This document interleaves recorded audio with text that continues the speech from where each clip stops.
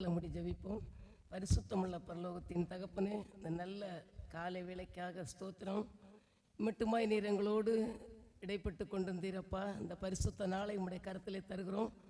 நாங்கள் சமாதானத்தோடு இந்த இடத்தை விட்டு கடந்து போகும்படி நீர் எங்களுக்கு கிருபை செய்யும். வந்த வண்ணமாய் அல்லப்பா, உடைய பிள்ளைகள் விடுதலை பெற்று சுகத்தோடு ஆரோக்கியத்தோடு ஒரு சமாதானத்தோடு போக கிருபை செய்யும். இயேசுவின் மூலம் ஜெபங்களும் பிதாவே, ஆமென். இன்னைக்கு நம்ம ஆகாய் தீர்க்கதரிசியின் புஸ்தகத்தில் 1ஆம் அதிகாரத்தை கொஞ்சம் தியானிக்கலாம். ஆகாய் தீர்க்கதரிசியின் புஸ்தகத்தை எடுங்க. 1089 பக்கம், 1089. அதுலேருந்து சில வார்த்தைகளை நம்ம பார்க்கலாம்.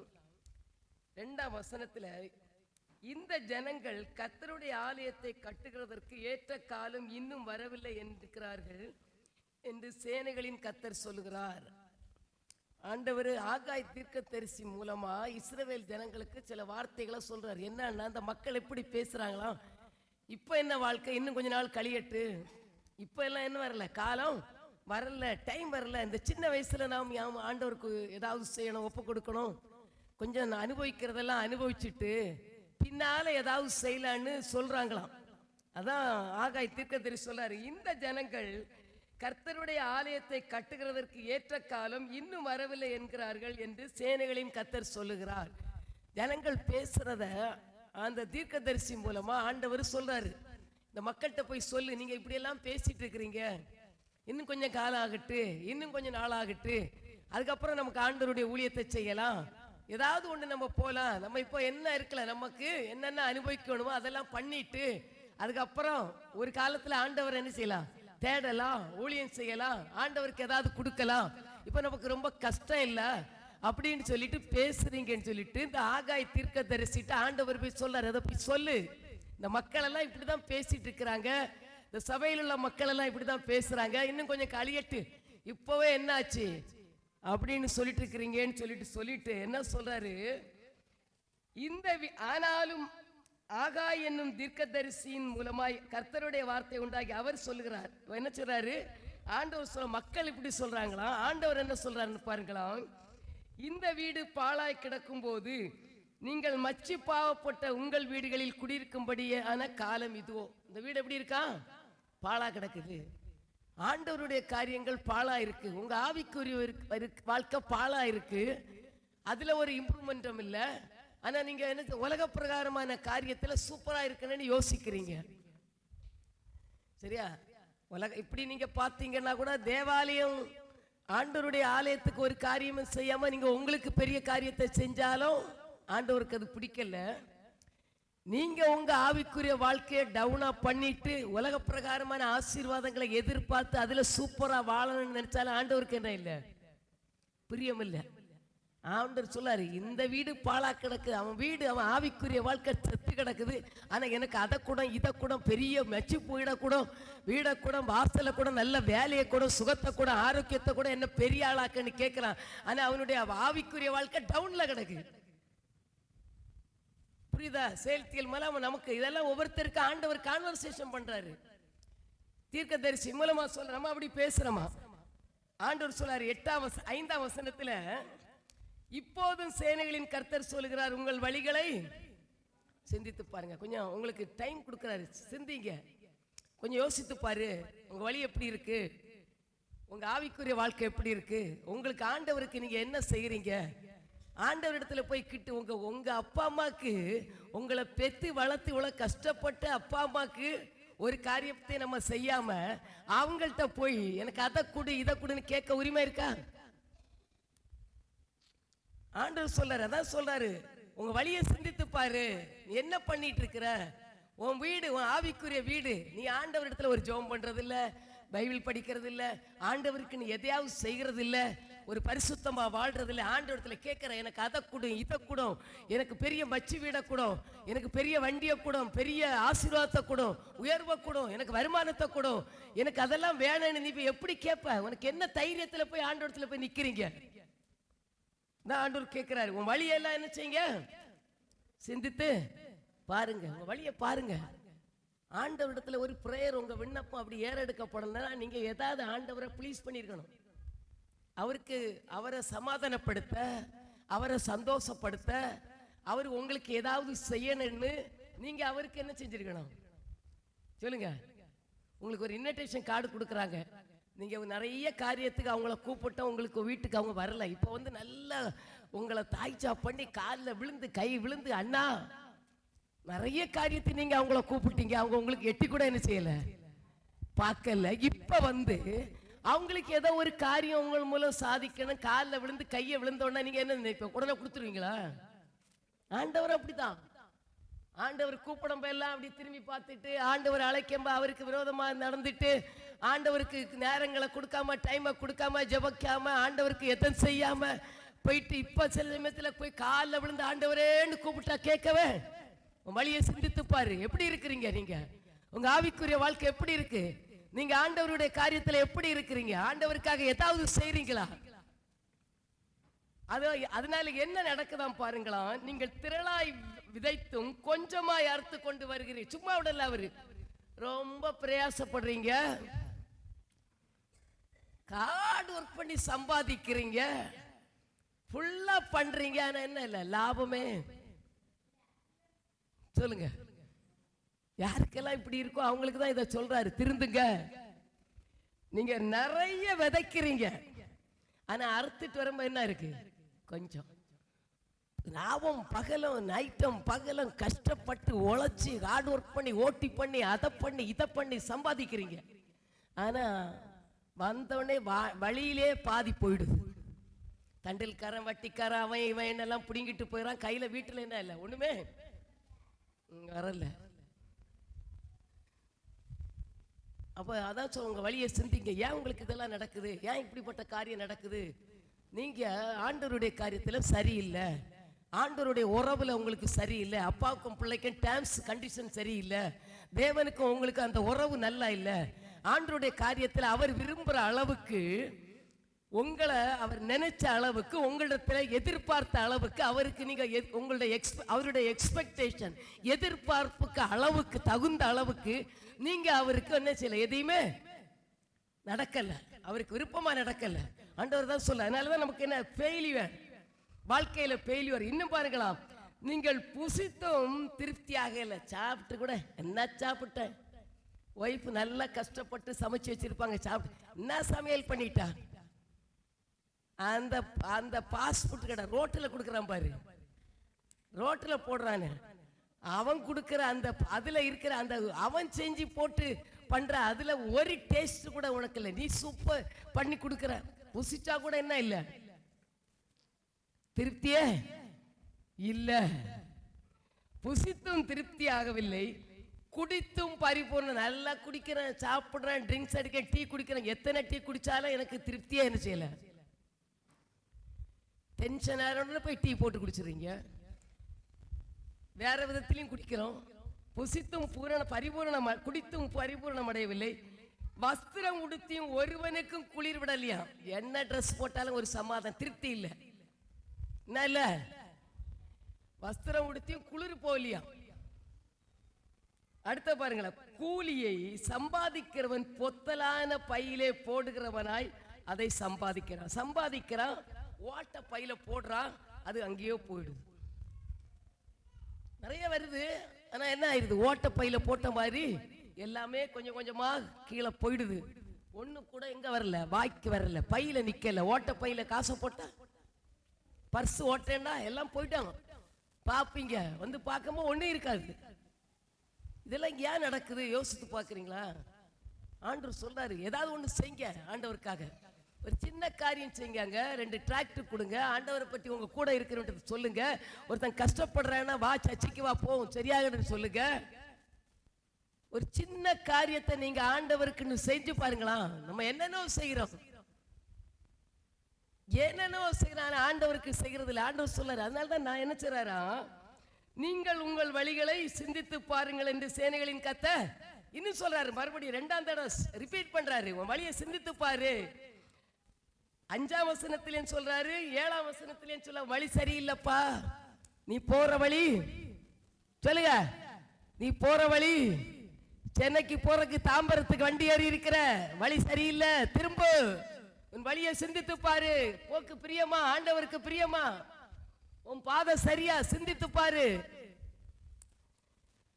நீங்கள் அடுத்த சொல்ல என்ன சொல்றாரு? நீங்கள் மலையின் மேல் ஏறி போய் மரங்களை வெட்டி கொண்டு வந்து ஆலயத்தை கட்டுங்கள், அதன் பேரில் நான் பிரியமாய் இருப்பேன், அதனால் என் மகிமை விளங்கும் என்று கர்த்தர். மலையின் மேலே ஏறி கடினமா ஜெபம் பண்ணுங்க ஆண்டவருக்கு. ஏதாவது ஒரு ஆத்துமா மலையை கட்டுங்க, ஆலயத்தை கட்டுங்க. சர்ச்ச பில்டிங்கை கட்டல, உங்க ஆவிக்குரிய வாழ்க்கை கட்டுங்க. கஷ்டமா தான் இருக்கும். காலையில் எழும்பி ஜெபிக்கிறது கஷ்டம், பிரேயருக்கு வர்றதுக்கு கஷ்டம், தூங்கிடுவீங்க. இதெல்லாம் கட்டு மேலே போய் நல்ல மலைக்கு மேலே போறதுன்னா என்ன ஈஸியான வேலைமா? மேலே போய் மரத்தை வெட்டிட்டு வரணும். ஒரு ஆத்மாவை ஆதாயப்படுத்துறோம், அப்படிதான். ஊழியம் செய்யறது சும்மா சாதாரண கஷ்டம் இல்லை, சாதாரண காரியம் இல்லை. மலைக்கு மேல ஏறி போய் என்ன செய்யணும்? ஆலயத்தை கட்டணும். எவ்வளவு பிரயாசங்கள்! ஆண்டவருடைய ஊழியத்தை கட்டுறது பெருசு. ஆவிக்குரிய காரியத்துல நீங்க எழும்பி பிரகாசிப்பது பெரிய கஷ்டம். உலகத்துல எல்லா காரியத்தையும் செய்யலாம். கல்யாண வீட்டுக்கு போகலாம் கரெக்டான டைமுக்கு, சொந்தக்காரங்க வீட்டுக்கு போகலாம், பிள்ளைகளை கரெக்டா ஸ்கூலுக்கு அனுப்புவீங்க, ஆபீஸுக்கு போறதுக்கு கரெக்டா டைம் பிக்கப்பா பாயிண்ட் அவுட் பண்ணிடுவீங்க. ஆனா ஆலயத்துக்கு வர்றதுக்கு ரொம்ப கஷ்டம், பிரயாசப்படணும். அப்பதான் நமக்கு என்ன செய்ய முடியுது? கரெக்டா வர முடியுது. சிலருக்கு டைம் வேற. எல்லாத்திலையும் பஞ்சுவாலிட்டி பாருங்க. ஆண்டவர் அதை எதிர்பார்க்கிறார் நம்ம இடத்துல. உங்களை ஆசீர்வதிக்கணும், நீங்க ஆசீர்வதிக்கப்படணும். ஏன் உங்களுடைய வாழ்க்கையில அதெல்லாம் கஷ்டங்கள் வருது? ரொம்ப கஷ்டப்படுறீங்க, ஒண்ணுமே தங்க இல்ல, 10 பைசா வீட்டுல இல்ல, நிறைய வருமானம் வருது, லட்சக்கணக்கில் வருது, ஒண்ணுமே இல்ல, போயிடுது, வருது, வந்த மாதிரி இருக்கு, போயிடுது, பொத்தலாம்பட்டியில போகுது, வீணா. நானும் சாப்பிடல, பிள்ளைகளும் சாப்பிடல, குடும்பமும் சாப்பிடல, எனக்கு ட்ரெஸ் வாங்கி கூட நான் சுகமா அனுபவிக்கல, ஏதோ சாப்பிட்டு கூட நான் சந்தோஷமா இருக்கல, நல்ல ஒரு தூங்கி கூட நான் அனுபவிக்கல. இதெல்லாம் என்னுடைய வாழ்க்கையில நடக்கிறது. இது ஏன் யோசிக்கிறீங்களா? ஆண்டவர் சொல்றாரு, இதெல்லாம் உனக்கு நடக்குதே, ரொம்ப வருதுன்னு எதிர்பார்க்கிற, எல்லாமே ஃபெயிலியர் ஆயிருக்குது. ஆண்டவருக்காக ஏதாவது செய்ய எழும்புங்க. கர்த்தர் பெரியவர். உங்களை ரட்சித்தது எதுக்கு? உங்களை எதுக்கு ரட்சித்தார்? எங்கேயோ கடந்தோம், எங்கேயோ ஒரு நாத்தமான கூட்டத்துல கடந்த நம்மளை கொண்டு வந்து ஆண்டவர் சூப்பரா குளிப்பாட்டி சூப்பராக்கி ஆண்டவருடைய பிள்ளையா வச்சிருக்கிறார். எதுக்கு? அலங்கரிக்கவா? நம்மளை மறுபடியும் நம்ம அந்த சாக்கடையில போக கூடாது, ஆண்டவருடைய பாதையில வரணும்னு நம்மளை என்ன செஞ்சிருக்காரு? அவர் வைத்திருக்கிறாரு. அதனால நம்ம என்ன செய்யணும்? நம்மளை யோசிக்கணும். அதுக்கு பாருங்களா, அடுத்தது 9ஆம் வசனம். அதிகமாய் வரும் என்று நீங்கள் எதிர்பார்த்திருந்தும் இதோ கொஞ்சம் கிடைத்தது, நீங்கள் அறுத்து வீட்டுக்கு கொண்டு வந்தும் நான் அதை ஊதி போடுகிறேன். நிறைய வரேன்னு வரங்க, ஆனா என்ன வருது? எதிர்பார்ப்பு நிறைய. நான் நிறைய இந்த மாசம் நிறைய பர்ஃபார்மன்ஸ் பண்ணிருக்கேன், நிறைய இன்சென்டிவ் வரேன்னு எதிர்பார்க்குறீங்க, ஆனா என்ன வருது? இதெல்லாம் டேய் ஏய் போய் அங்க உட்காரு, பிச்சிருவேன். என்ன சொல்றாரு? அதிகமாய் வரும் என்று நீங்கள் எதிர்பார்த்து இதோ கொஞ்சம் கிடைத்தது, நீங்கள் அறுத்துக்கு வீட்டுக்கு கொண்டு வந்தும் அதை நான் என்ன செய்றேன்? யார் ஊத்துறது? ஆண்டவர் ஊதிடுறாரு. வருது, வீட்டுல எல்லாம் காலி ஆயிடுது. இதெல்லாம் நம்ம வாழ்க்கையில நிறைய பேருடைய வாழ்க்கையில நடக்குது, நடந்து கொண்டே இருக்குது. சொல்றாரு, எது நிமித்தம் என்றால் என் வீடு பாழாய் கிடக்கும் போது நீங்கள் எல்லாரும் அவனவன் தன் தன் வீட்டுக்கு ஓடி போகிறீர்களே. என் வீடு பாழா கிடக்குது, இந்த இடம் எல்லாம் காலியா இருக்குல்ல, ஏதாவது ஒண்ணு செய்யலாம் இல்ல? ஃப்ரீயா புடவை கொடுக்குறாங்க, 3 கட்சியும் கொடுக்குது 3 இடத்துல. யாரும் இங்க சர்ச்சுக்குள்ள நினைச்ச மாட்டாங்க. நல்ல நியூஸ் போவோம், ஏய் புடவை கொடுக்குறாங்க, ரேஷன்ல இன்னைக்கு புடவை ரேஷன்ல 1000 ரூபாய் 500 ரூபாய் கொடுக்குறாங்க, ஓடு. ஒருத்தர் இருக்கமா, அந்த செய்தி சீக்கிரமா சூப்பரா ஸ்ப்ரெட் ஆயிடும். நல்ல செய்தி எப்பொழுதும் சீக்கிரம் என்ன செய்யாது? ஆண்டவர் செய்தி குட் நியூஸ், இது நல்ல செய்தி. மக்களுக்குள்ள தேவ ஆண்டவருடைய காரியம் சீக்கிரம் ஸ்ப்ரெட் ஆகாது. கெட்ட காரியம் எல்லாம் சீக்கிரமா என்ன செஞ்சிடும்?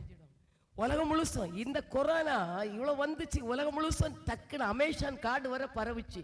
ஆனா இன்னும் சுவிசேஷம் அறிவிக்கப்படாத நாட்கள் நிறைய இடங்கள் இருக்கிறது. உங்க பக்கத்து வீட்டுக்காரருக்கே தெரியாது, கேட்பாங்க. நீங்க போற இடத்துல இயேசு யாருன்னு கேட்கறவங்க நிறைய பேர் இருக்கிறாங்க. உங்களுக்கு தெரியாமலே பக்கத்து வீட்டுக்காரர் சூசைட் பண்ணி செத்துட்டு இருப்பான்.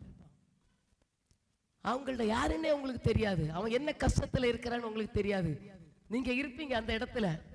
ஆண்டவர் சொல்றாரு, உன் கூட இருக்கிறவன் அவன் செத்து போயிட்டான்னா அவன் ரத்தப்பழி உங்ககிட்ட தான் கேட்பேன். நீ அந்த காம்பவுண்டுக்குள்ள இருக்கிறீன்னா எதையாவது ஒரு வார்த்தை அவனுக்கு போடணும். கஷ்டப்படுறானா நீ அவங்கிட்ட பேசாம இருந்தேன்னா உனக்கு தெரியாது. எல்லா இடத்திலும் பேசணும். ஆண்டவருக்காக சுவிசேஷத்தின் நிமித்தம் நீ எல்லாரோடையும் பேசணும். எல்லாருக்கும் ஆண்டவரை பற்றி சொல்லணும். இயேசு அறிவிக்க தான் உங்களை ஆண்டவர் உயிரோட வச்சிருக்கிறாரு. எத்தனையோ மக்கள் டக்கு டக்குன்னு போயிட்டே இருக்கிறாங்க. பூமியில என்னென்ன சம்பவங்கள் நடக்குது. எல்லாம் இருக்கிறாங்க, டக்குன்னு மூச்சு வாங்குது, டக்குன்னு போனா அட்டாக், கார்டியாக் அரெஸ்ட்.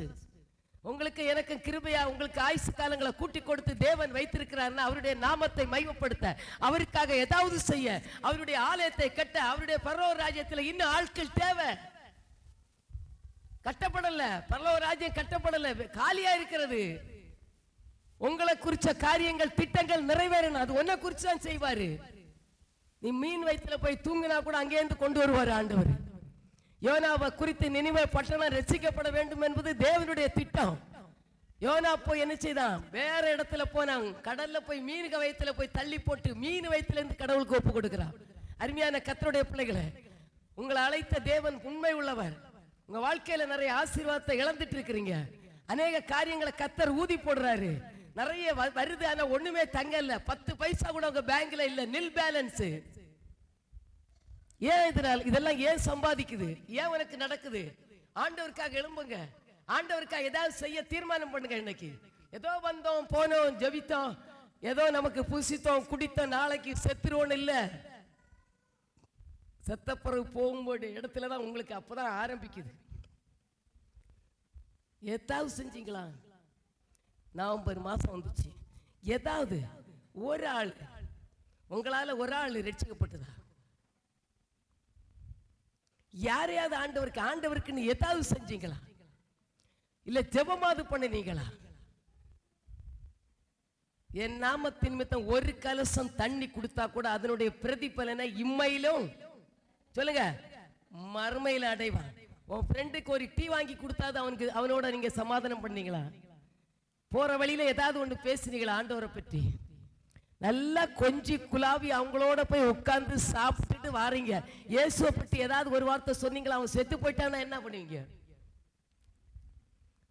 உங்களை அதுக்கு தான் வச்சிருக்கிறாரு.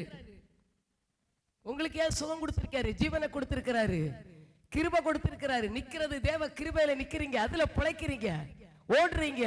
குடும்பமாய் ஆண்டவருக்காய் மகிழ்ச்சியா இருக்கிறது கர்த்தர் கொடுத்த குடும்பம், கர்த்தர் கொடுத்த பிள்ளைகள், கர்த்தர் கொடுத்த மனைவி, கர்த்தர் கொடுத்த புருஷன், எல்லாமே கர்த்தர் கொடுத்தது. அதை நினைச்சு அதுகளை சாக்கு போக்கு சொல்லி உட்காராதுங்க.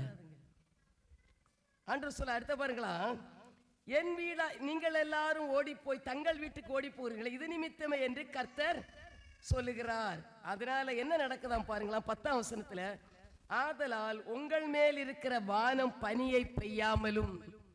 என்ன இருக்குது? வானம் என்ன செய்யாதான்? பனி. வானம் பனி பெய்யாதன்னு இல்லை, நமக்கு நீங்க எடுக்கிற ஆசீர்வாதம் வராது. நீங்க ஷெல்டன் சொல்லுவான், என்னடா உனக்கு மட்டும் எல்லாமே சக்சஸ் ஆகுது, நீ எப்படிடா பண்ற? நான் சொன்ன என்னடா நீ சொல்லுவ, ஆன்சர் என்ன செய்ய, எனக்கு இயேசு தான் பண்றான்னு சொல்லுவேன். நான் வேலை ஸ்தலத்தில் என்ன சொல்லுவான், எனக்கு இயேசு. போன வாரத்தில் கூட ஒரு ப்ராஜெக்ட் முடிக்கணும், நிறைய எல்லாம் கரெக்டா இருக்கம்மா, ஏதோ ஒரு தடைன்னு வந்து தலையில கை கொஞ்சம் எனக்கு கொஞ்சம் ஜோம் பண்ணி விடு, காலையில முந்தானத்து கொஞ்சம் ஜோம் பண்ணி விடுங்கன்னு சொன்னான். தலையில கை வச்சு ஜோம் பண்ணி இயேசு நாமத்தில் எங்கெங்கெல்லாம் தடை இருக்கோ உடஞ்சி போனதில் ஒரு சின்ன குட்டி ஜோம் பண்ணி கிளம்பிட்டான். சாயந்தரத்துக்குள்ள அது சக்சஸ் ஆச்சு, முடிஞ்சிச்சு. நான் எதுக்கு சொல்றேன்னா, நம்ம நிறைய காரியங்களில ஆண்டவருக்காக நம்ம என்ன செய்யணும், எதெல்லாம் என்ன செய்யணுமா? அதனால நீங்க வேலை ஸ்தலத்துல நீங்க எதிர்பார்த்திருப்பீங்க, ஒரு தொழில் செய்வீங்க, அதுல எதிர்பார்க்கிற வருமானம் வராது, உங்களுக்கு வர வேண்டிய காசு வராது, வர வேண்டிய லாபம் வராது, நீங்க நிறைக்கிறது வராது. இதெல்லாம் ஆண்டவர் நினைச்சுக்கிறாரு. இதெல்லாம் நம்ம கொடுக்காதது எதனால? நீங்க எனக்காக ஏதாவது செஞ்சு பாருங்க. நிறைய மக்களோட பழகுறீங்க, வெளியே போறீங்க, வேலைக்கு போறீங்க, கூட நிறைய ஃப்ரெண்ட்ஸோட பழகுறீங்க, நிறைய கான்வர்சேஷன் பண்ணுறீங்க, ஒரு வார்த்தை இயேசுக்காக, புரியுதா? பெரிய பெரிய உயர்ந்த ஸ்தானத்தில் இருக்கிறவங்க எல்லாம் ஆண்டவரை கனப்படுத்தும் பொழுது அற்ப புழுக்களாகிய நீங்களும் நானே ஏமாத்திரம். அவர் நம்மகிட்ட எதை கேட்கிறாரு? நீங்க இல்லைன்னா இன்னொரு இடத்துல பேசும், நீ பேசலன்னா கல்லு பேசும், சோவரு பேசும், இந்த பேன் பேசும், உத்திரம் பேசும். ஆண்டவர் பெரியவர்னு, இயேசு நல்லவர்னு சொல்லும். நமக்கு வெக்கம், இயேசு சொல்ல வெக்கம். மத்தேயு எழுதின சுவிசேஷம் 8ஆம் அதிகாரத்தை எடுங்களாம். மத்தேயு 8ஆம் அதிகாரத்தில் ஒரு வசனம் இருக்கு.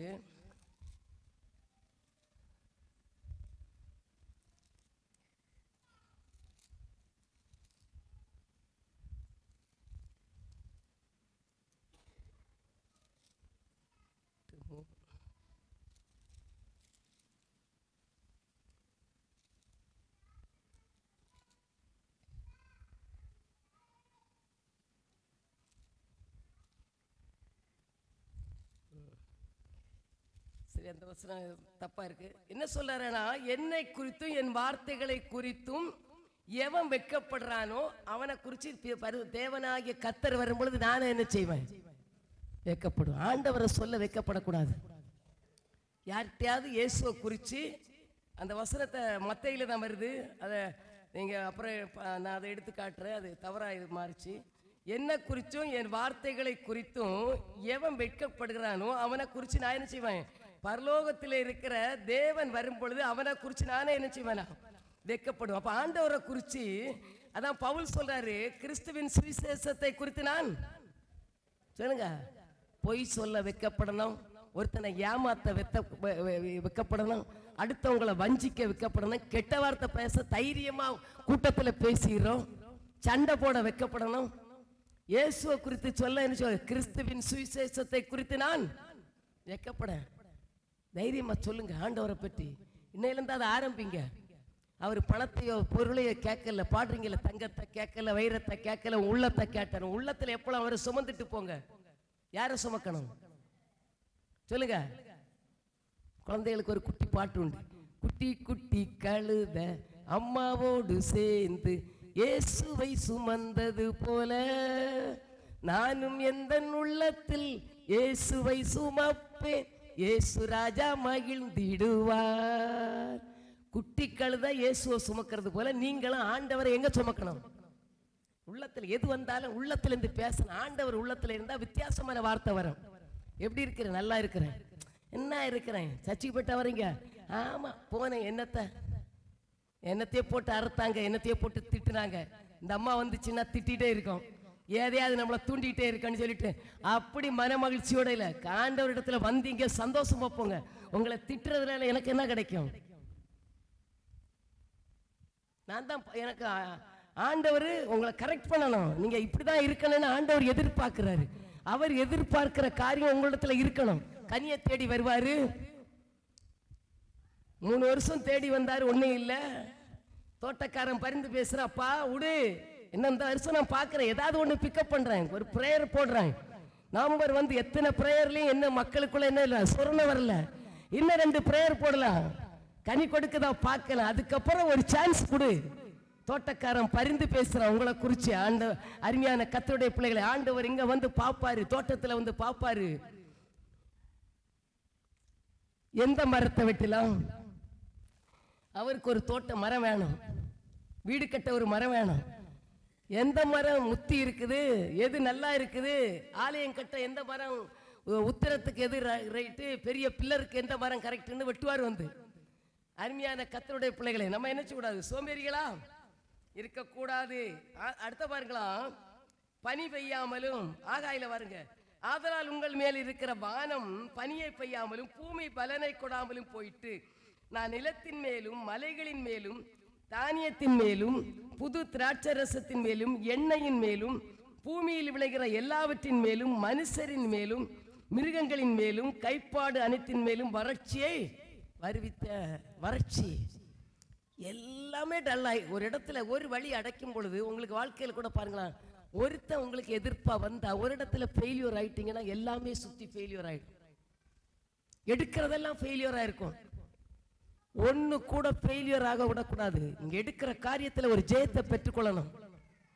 அப்படி நீங்க அவ்வளவு ஷார்ப்பா ஆண்டவருடைய சன்னிதானத்தில் ஒரு எதிர்பார்ப்போடு, ஆண்டவர் எனக்கு அற்புதம் சின்ன சின்ன காரியத்தில் கூட விட்டு கொடுக்க கூடாது. ஆண்டவரை சின்ன சின்ன காரியத்தில் கூட ஜெயத்தை எதிர்பார்க்கணும், தோல்வியை எதிர்பார்க்க கூடாது.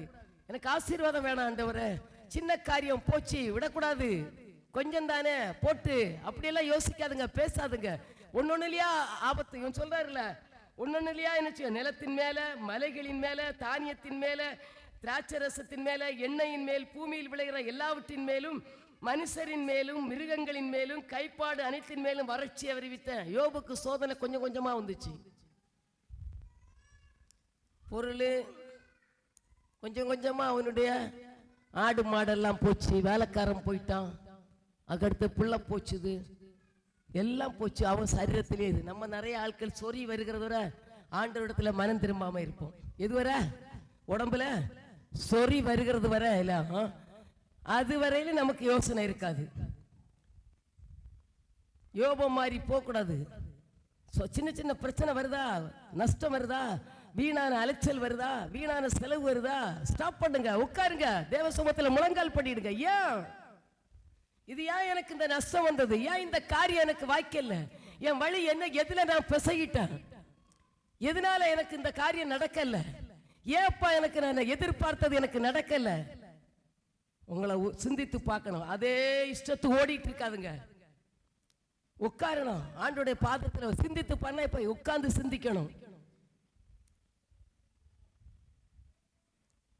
நமக்குடைய வாழ்க்கையில சிந்திக்கணும். யோசேப்பு சிந்திக்கிறான், மரியாள் கற்பவதின்னு சொன்ன உடனே சிந்திக்கிறான். எப்படி நான் அவ கூட சேரல, மரியாள் கற்பவதியா இருக்கிறான்னு சொல்றான், ரகசியமா தள்ளறன்னு யோசிக்கிறான். அப்ப ஏஞ்சல்ஸ் வந்துறான். நீங்க சிந்திச்சாதான் உங்களுக்கு அடுத்த வழி கிடைக்கும். அப்படியே ஓடிட்டு இருந்து அப்படியே பிரச்சனைகளை கொண்டு தாங்கி போயிட்டு இருந்தீங்கன்னா உங்களுக்கு சோர்ஸ் தெரியாது, தேவன் பேச மாட்டாரு, என்ன எதனால வந்துன்னு காரணம் தெரியாது. ஆனா உட்கார்ந்து சிந்திக்கிறேன்னா, உட்கார்ந்து தேவ சமூகத்தில் ஜெபிக்கணும். ஜெபிக்கும் பொழுது ஆண்டவர் வழிகளா சொல்லுங்க. நமக்கு உட்காரத்தான் டைம் இல்லையே, பிஸி பிஸி பிஸி, எந்த நேரமும் போன் பிஸி பிஸி பிஸி, எப்பொழுதும் போன்ல இருந்தா அது அப்படியே இழுத்துட்டு போயிடும். உங்களுக்கு வர வேண்டிய ஆசீர்வாதத்தை வாலிப பிள்ளைகள், பெரியவங்க, செல்ல நோன்றவங்க உட்கார்ந்து பாருங்களா. அதுக்கப்புறம் ஆண்டவரா தெரிவாரு, மூஞ்சி அவருக்கு கண்ணுக்கு முன்ன வந்து அவரா நிப்பாரு. செல்லுல நோண்டிட்டு அந்த சினிமா, அந்த டிவி, அவன் பேசுறது, இவன் பேசுறது, அந்த ஊழியக்காரன் சொன்னது, அவர் இப்படி சொன்னாரு, இவர் இப்படி சொன்னாரு, இதையெல்லாம் கேட்டு மண்டையில நிரப்பி வச்சுட்டு ஆண்டவருடைய முகம் எங்க தெரியும், அவங்க தான் தெரிவாங்க. ஆண்டவர் சொல்றாரு இந்த இடத்துல, ஒரு இடத்துல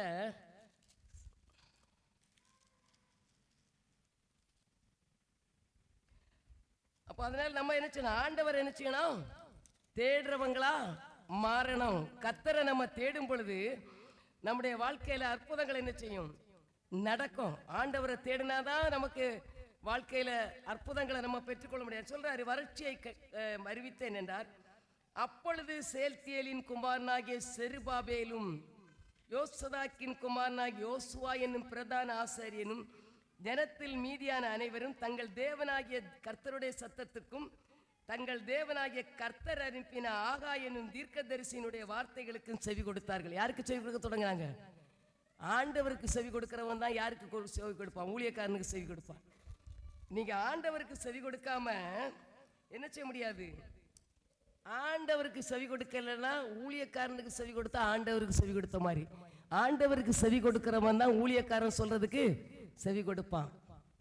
இவங்க சொல்றாங்க, இவங்க பேச பேச ஆண்டவரை தேட தொடங்கிட்டாங்க. இந்த ஆமோஸ் தீர்க்கதரிசியில ஒரு வசனம் இருக்கு பாருங்களாம், 5ஆம் அதிகாரம் 1066 பக்கம்.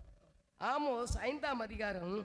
கர்த்தர் இஸ்ரவேல் வம்சத்தாருக்கு சொல்லுகிறது என்னவென்றால், என்னை தேடுங்கள், அப்பொழுது சொல்லுங்க, என்னை தேடுங்கள் அப்பொழுது பிழைப்பீர்கள். பெத்தேலை தேடாதீர்கள், கில்காலிலும் சேராதிருங்கள், பேர்சபாவுக்கு போகாதிருங்கள். ஏனென்றால் கில்கால் சிறையிருப்பாகவும் பெத்தேல் பாழான ஸ்தலமாகவும் போகும். கர்த்தரை தேடுங்கள் அப்பொழுது. நிறைய பேரு ஏதாவது செய்ய வேண்டிய தப்பெல்லாம் செஞ்சுட்டு ஆண்டவருக்கு பிரியமில்லாத வழிகளில் நடந்துட்டு யார்கிட்டயா போய் பிரேயர் பண்ணா சரியாயிடும். என்ன ஆகிடும் சொல்லுங்க? காணிக்க கொடுத்தா சரியாயிடும்.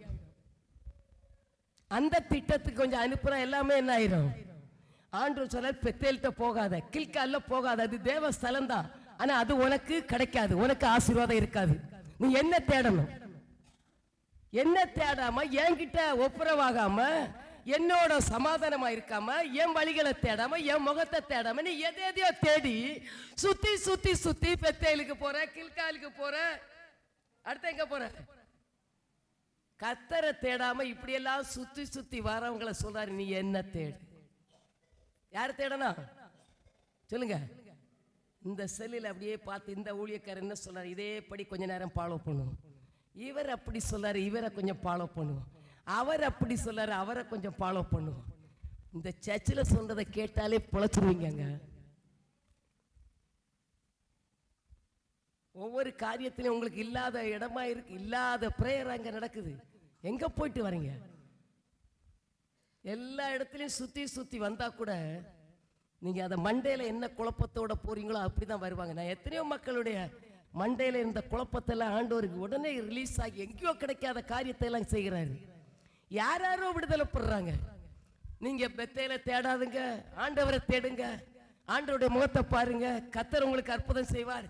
உங்க முகத்தை அவர் பார்க்கட்டும். பெதஸ்தா குளத்துல இயேசு அவனை பார்த்தாரு. 38 வருஷமா கஷ்டப்படுறான். அவனை இயேசு பார்த்தாரு. எல்லாரும் பார்த்து அவனுக்கு விடுதலை கிடைக்கல. 38 வருஷம் அவனுடைய சொந்தம் பந்தம் எல்லாம் பார்த்து அவனுக்கு விடுதலை கிடைக்கல. இயேசு எப்ப அவனுடைய மூஞ்ச பார்த்தாரோ, முகத்தை பார்த்தாரோ, அவனை பார்த்தோன்னா அவனுக்கு விடுதலை கிடைச்சிச்சு. ஆண்டவர் உங்களை பார்க்கட்டுங்க. உங்க வேதனைகளை அவர் அறியட்டும். அவரிடத்துல கஷ்டத்தை சொல்லுங்க. அதான் சொல்றாரு ஆமோஸ் 5ஆம் அதிகாரத்தில் 6ஆம் வசனம், கர்த்தரை தேடுங்கள் அப்பொழுது பிழைப்பீர்கள், இல்லாவிட்டால் பெத்தேலில் இருக்கிற ஒருவராயிலும் அவிக்கப்படாத அக்கினி யோசேப்பின் வீட்டில் பற்றி அதை பட்சிக்கும். நியாயத்தை எட்டியாக மாற்றி நீதியை தரையிலே விழப்பண்ணுகிறவர்களை அவரை தேடுங்கள். யாரை தேடணுமா? எல்லாரும் பைபிளை படிங்க, தெரியும்.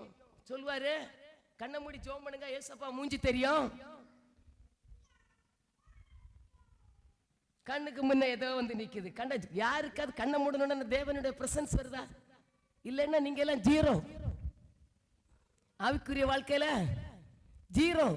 கண்ணை மூடணும்னு ஆண்டவரோட பேசுங்க. இல்லைன்னா நீங்க இந்த 6 நாளும் குழப்பி எதையோ யோசித்துட்டு ஒரு சமாதானம் இல்லாம சந்தோஷம் இல்லாம ஆண்டவரை தேடாம 6 நாளும் வீணா கழிச்சிட்டு இங்க வந்தா 10 பாட்டு 12 பாட்டு 15 பாட்டு ட்ரம்மு மியூசிக்கு ஆவியானவரை நீங்க ஆவியானவரை பார்க்கணும்னு வந்தா ஆவியானவர் இங்க வரும்பொழுதே நிரப்புவாரு. உள்ளம் கொந்தளிக்கும். எழும்பா. எப்ப சர்ச்சுக்குள்ள போலாம், கத்தி ஜபிக்கலாம், எப்ப ஆண்டவரோட பேசலாம், எப்ப நமக்கு ஆண்டவர் தரிசனத்தை காட்டுவாரு, கர்த்தரோட நம்ம சந்தோஷம் மனதில் இருக்கிற பாரத்தை தேவ சமூகத்தில் போய் ஊட்டலான்னு வருவீங்க, ஃப்ரீ ஆவீங்க. ஏன் பாஸ்டர் பாடும்போது என்ன கொட்டடிச்சாலும் இந்த பேய் என்ன செய்யாது? உடுக்க அடிச்சா கூட எழும்பாத பிசாசுகள் எல்லாம் கூட இருக்கு. நூதனமா குழல் ஊதினாலும் பாம்பாட்டிக்கு அசையாம பொந்துக்குள்ள இருக்கிற வலு சர்ப்பங்கள் எல்லாம் கூட உங்களுக்குள்ள இருக்கு. இருக்கா இல்லையா? சொல்லுங்க. யாரோ ஒருத்தர் வராங்க, திடீர்னு வராங்க, அபிஷேகத்தை பெற்றுட்டு அந்நிய பாஷை பேசி விடுதலை பெற்றுட்டேன்னு போறாங்க. இங்க வந்து நீங்க இங்க உட்கார்ந்துட்டு பொந்துக்குள்ளே இருக்கிறீங்க. பொந்துக்குள்ளே இருந்து எந்த குழல் ஊதினாலும் எங்களுக்கு அது கேட்ட குழல் தான்.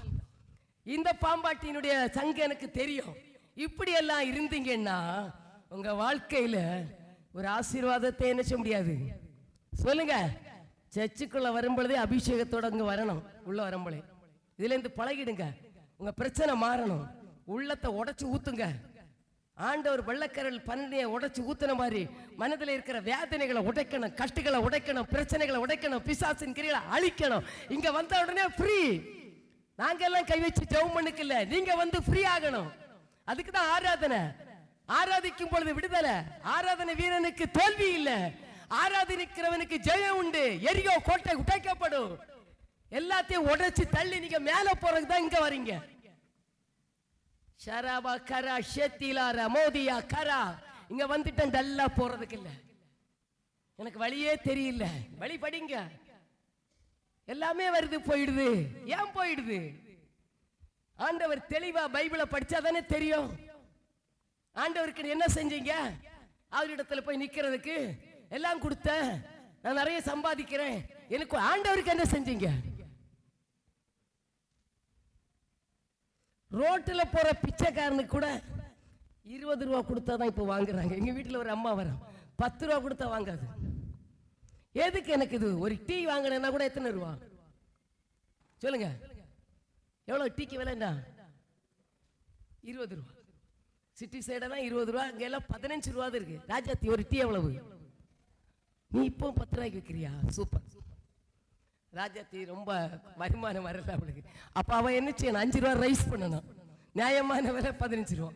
எதுக்கு சொல்றேன்னா, வாழ்க்கையில தரித்திரம், கஷ்டம், கடன், பிரச்சனை. ஏன்? எங்கேயோ உள்ளவன், பீகார்காரன், மகாராஷ்டிராக்காரன், சண்டிகார்காரன், பஞ்சாப்காரன், உத்தரப்பிரதேஷ்காரன், மகாராஷ்டிராக்காரன் இங்க வந்து சூப்பரா வீடு கட்டி சூப்பரா வாழ்றாங்களே. உனக்கு வாழ வழி தெரியலையா? ஏன் வழி தெரியல?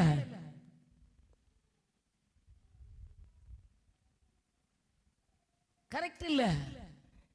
கர்த்தர் தெய்வன கர்த்தர். ஏசப்பட்ட வந்துட்டீங்கன்னா கரெக்டா ஏசப்ப பிள்ளையாயிரு. ரெண்டா என்ன சொல்ல, டிரான்ஸ்ஜெண்டரா இருக்க கூடாது. புரியுதா? ஒன்னி ஆணாயிரு, பொண்ணாயிரு. ஒன்னி கர்த்தரை தேடு, இல்ல உலகத்தை தேடு. எதுலயே நீ இல்லைன்னா இந்த நடுவழியில இருக்கிறவன எல்லாரும் போட்டு அடிப்பாங்க, பிசாசு அடிப்பான். வாயா, உன்னைதான் பார்த்துட்டு இருந்தேன். வா மகனே, வா மகளே, நீ கடவுள்கிட்டே இல்ல, என்கிட்டே இல்ல, உலகத்திலே இல்ல, உனக்கு எந்த ஆசீர்வாதமும் இல்ல. சாத்தான் கொண்டு நடுவழியில தள்ளி விட்டுருவான். ஆண்டவரை தேட தொடங்குங்க. ஆண்டவரிடத்துல முகத்தை பாருங்க. சும்மா போய் உட்கார்ந்துட்டு செல்ல நோண்டிட்டு இருக்காங்க. மண்டை குழப்பம், சூடாயிருங்க. மண்டைக்குள்ள கடைசியில என்ன ஆகும்? Cancer, tumour. ஓவரா செல் பார்த்து பார்த்து சூடாச்சுன்னா, பாஸ்டர் ஐயா தலைவலிக்குது. பாஸ்டர் ஜோம் பண்ணி விடுவாரு. சொல்லும் போல அறிவுரை எல்லாம் நிக்காது. செல்லு நோண்டாத, பிள்ளைகளுக்கு செல்லு கொடுக்காத, செல்லுல அது டிவி பார்க்காத, வேண்டாத சீனை பார்க்காத, மண்டையில வரும் வச்சிட்டு இருப்பாரு. பாஸ்டர்ல எந்த பாஸ்டர் இல்ல, எல்லாத்தையும் வித்தா கூட, உன்னுடைய வருமானத்தை வித்தா கூட மண்டைக்குள்ள இருக்கிற குழப்பத்தை மாத்தவே. ஐஏஎஸ் போயிட்டாங்க இல்ல, இப்ப இடையில எவ்வளவு பணம் இருந்து ஒன்னும் சாதிக்காதுங்க. இப்ப அறிவுரையை கேளுங்க, மண்டையில தேவனை தேடுங்க, குழப்பாதுங்க. வஞ்சிக்கிற காரியங்களை போட்டு குழப்பாதுங்க. சிந்தனையில தேவனை சிந்திங்க, தேவனை யோசிங்க. ஆண்டவருக்காக ஏதாவது செய்யணும். எழும்புங்க நல்ல நேரத்தில். எனக்கு பிரியமில்லாத வருஷங்கள் வருவதற்கு முன்னும் காலு குருடாகி, கண்ணு குருடாகி, பல்லு விழுந்து, தலைமுடி நரைச்சி, முட்டி வலி, கழுத்து வலி, இடுப்பு வலி, அந்த வலி இந்த வலி எல்லாம் வந்த பிறகு சர்ச்சை கூட போக முடியாது. யாராவது கூட்டிட்டு போங்களா? எத்தனை பேர் இங்க வீட்டுல இருக்கிறாங்க வர முடியாதபடி? உங்களுக்கு கால் கரங்கள் சுகமா இருக்கும் பொழுது தேவ சமூகத்தில் வர கஷ்டமா இருக்குது. நாங்கெல்லாம் படிக்கும் பொழுது மினிமம் ஒரு 2 கிலோமீட்டர். படிச்ச ஸ்கூலும் அப்படிதான், ஹைஸ்கூலும் அப்படிதான், காலேஜ் அப்படிதான். 1 மணி நேரமாவது நடந்து போய் தான் நாங்க எல்லாம் படிச்சோம். உங்க பிள்ளைகளை அதுல இருந்து இந்த வீட்டுல இருந்து இந்த வீட்டுக்கு போறதுக்கு என்ன உண்டாகு? ஆட்டோ. எப்படி வளர்த்துறீங்க நீங்க? எப்படி வளர்றீங்க? நான் சொல்றேன், 32 வருஷம் இதே மூங்கிலேர்ல இருந்து ரயில்வே ஸ்டேஷன் வரை நடந்து, காலால நடந்து போயிருக்கிறேன். நடப்பீங்களா? நாங்க எல்லாம் அப்படிதான் வாழ்ந்தோம். இங்க சொகுசு, அந்த சொகுசெல்லாம் தேடாதுங்க. ஊதிடுவாரு, போன் போயிடும், பணம் போயிடும், பொத்தலாம்பட்டியில எல்லா வருமானம் போயிடும். தகுதிக்கு ஏற்றபடி, வருமானத்துக்கு ஏற்றபடி, நம்முடைய சூழ்நிலைக்கு ஏற்றபடி குடும்பத்தை கட்டி எழுப்ப பாருங்க. என்ன சொல்றாரு அடுத்த பாரு. அப்பொழுது 12ஆம் வசனம், செயல்தியலின் குமாரனாகிய செருபாபேலும் யோசதாக்கின் குமாரனாகிய யோசுவா என்னும் பிரதான ஆசாரியனும் ஜனத்தில் மீதியான அனைவரும் தங்கள் தேவனாகிய கர்த்தருடைய சத்தத்துக்கும் தங்கள் தேவனாகிய கர்த்தரை அனுப்பின ஆகாய் என்னும் தீர்க்கதரிசியினுடைய வார்த்தைக்கும் செவி கொடுத்தார்கள். ஜனங்கள் கர்த்தருக்கு முன்பாக மனுஷனுக்கு பயப்படாதுங்க, கடவுளுக்கு பயப்படுங்க. யாருக்கு பயப்படக்கூடாது? ஊழியக்காரனுக்கு பயப்படணும் இல்லை, பயத்தை சொல்ல வேண்டியதான் எங்க கடமை. எங்களுக்கு பயப்பட சொல்லல, நீங்க எனக்கு பயப்படாண்டாம். ஊழியக்காரனுக்கு பயப்பட, கடவுளுக்கு பயப்படுங்க. பயந்தாங்களாம் இவங்க. அப்பொழுது கர்த்தருடைய தூதனாகி ஆகாய் கர்த்தர் தூதனுப்பிய வார்த்தையின்படியே ஜனங்களை நோக்கி, நான் உங்களோட இருக்கிறேன் என்று கர்த்தர் சொல்லுறார். அவங்க ஆண்டவருக்கு பயப்பட தொடங்கின ஆண்டவர் சொல்லிட்டாரப்பா, நான் உங்க கூட இருக்கேன். புரியுதா? சில எச்சரிப்பின் வார்த்தைகள் உங்களுக்கு வரும் பொழுது நீங்க உடனே பயந்துடணும். யாருக்கு பயப்படணும்? ஆண்டவரே, நிறைய காரியத்தை நான் மிஸ் பண்ணிட்டேன், நிறையத்துல நான் ஃபெயிலியர் ஆயிட்டேன் ஆண்டவரே, இப்ப என்ன மன்னி ஆண்டவரேன்னு அவரிடத்துல விழுந்து காலில் விழுந்துடணும். சங்கீதம் 1ஆம் அதிகாரத்துல சொல்றாரு பாருங்களா, 1 இல்லையா 2 இல்லையா?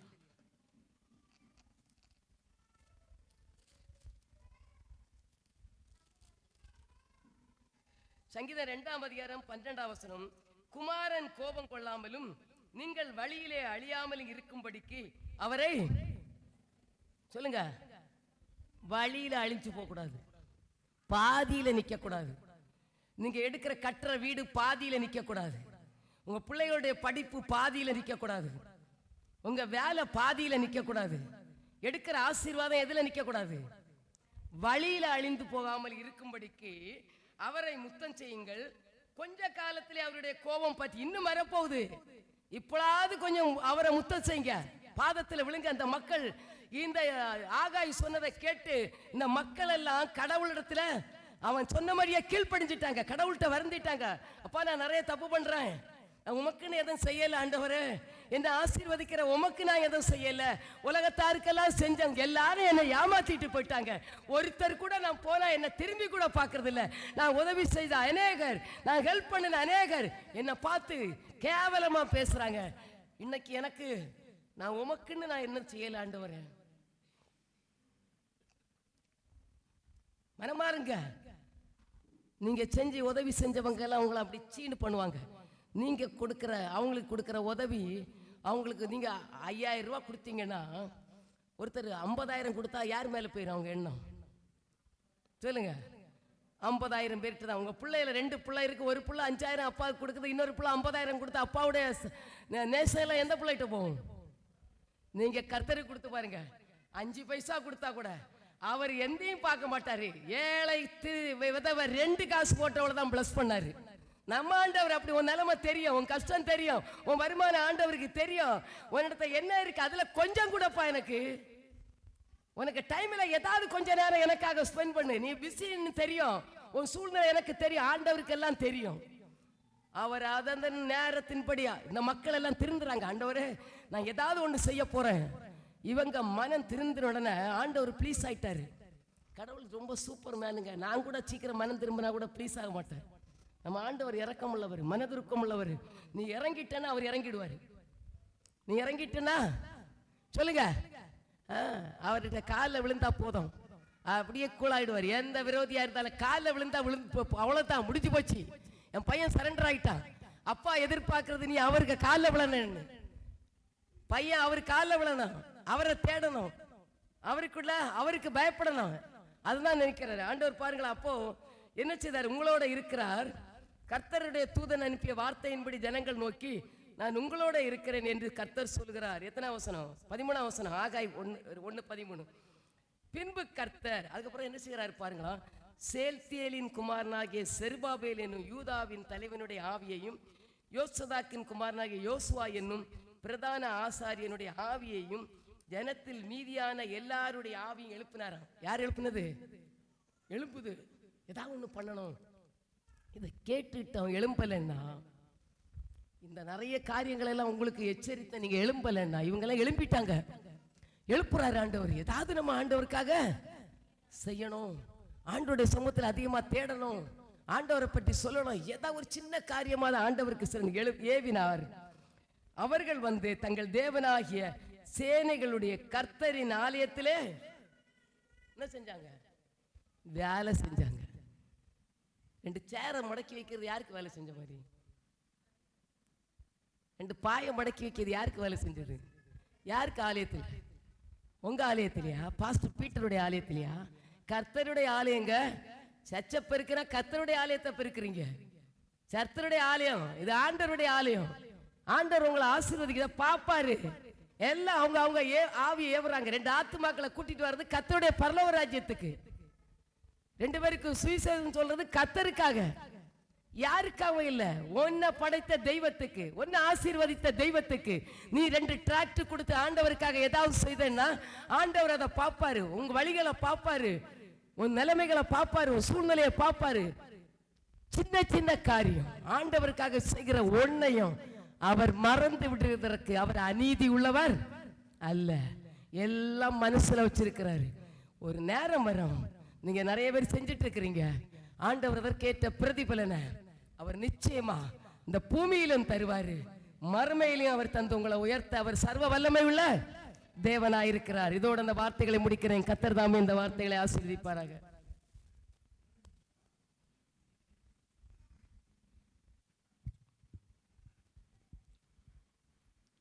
யாவரையும் எழுந்து நிற்போம்.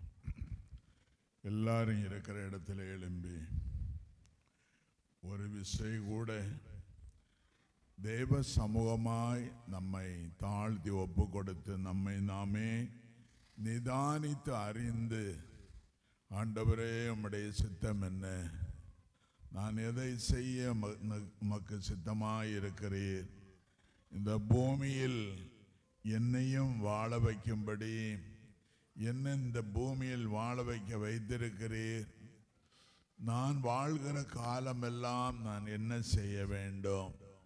அன்பானவர்களே, நாம் ஒவ்வொருவரின் மேலும் தேவன் ஒரு சித்தத்தை வைத்திருக்கிறார், ஒரு திட்டத்தை வைத்திருக்கிறார். ஆதலால் தான் ஆண்டவர் இந்த பூமியில் நம்மை உயிர் வாழும்படி தேவன் கிருபை செய்திருக்கிறார். ஹல்லேலூயா, ஹல்லேலூயா, ஹல்லேலூயா.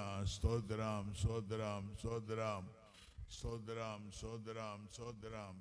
பரிசுத்த ஆவியானவரே மக்கள் ஸ்தோத்திரம், பரிசுத்த ஆவியானவரே மக்கள் ஸ்தோத்திரம். உன்னதமான தேவனே மக்கள் ஸ்தோத்திரம். இனி வாழ்வது ஆண்டவரே நான் அல்ல, நான் உமக்காக வாழுவேன், உமக்காக செயல்படுவேன், உமக்காக செய்வேன். ஹல்லேலூயா. என்ன நான் செய்ய வேண்டும் சொல்லுங்கப்பா, என்ன நான் செய்ய வேண்டும் சொல்லுங்கப்பா, நான் கீழ்ப்படிவேன், இன்றே செயல்படுவேன், கீழ்ப்படிவேன், இன்றே செயல்படுவேன், வாழ்ந்து காட்டுவேன், இன்றே சொல்லுப்பா, வாழ்ந்து காட்டுவேன், என்னை நம்புங்கப்பா, என்னை நம்புங்கப்பா, என்னை நம்புங்கப்பா, என்னை நம்புங்கப்பா, என்னை நம்புங்கப்பா. என்ன நான் செய்ய வேண்டும் சொல்லுங்கப்பா, என்ன நான் செய்ய வேண்டும் சொல்லுங்கப்பா, நான் கீழ்ப்படிவேன், என்றே செயல்படுவேன், நான் கீழ்ப்படிவேன், என்றே செயல்படுவேன், வாழ்ந்து காட்டுவேன், என்ன நம்புங்கப்பா, வாழ்ந்து காட்டுவேன், என்ன நம்புங்கப்பா. ஹல்லேலூயா.